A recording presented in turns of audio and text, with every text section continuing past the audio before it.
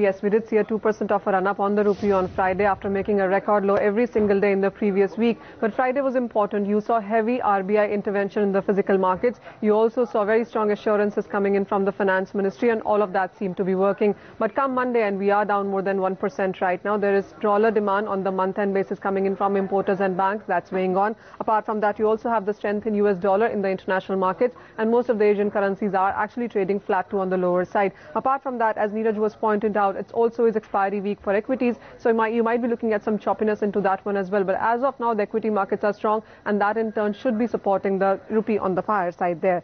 Also, you have the global cues. FII flows is something that the markets will be watching out for quite keenly. This also is a week when you have the first quarter GDP numbers for India coming in on Friday. Ahead of that, there is a lot of choppiness expected there. Also, take a look at the high crude oil prices. 107 is back for NYMEX, 112 almost for the Brent crude prices. So that's something that would continue to put pressure onto the prices. But having said that, the growth concerns, CAD, high inflation, all of that is something that would continue to weigh on. The bankers, though, feel that 65.5 for the near term at least will hold some kind of a resistance. On the lower side, 62 is something that they're watching out for the near term.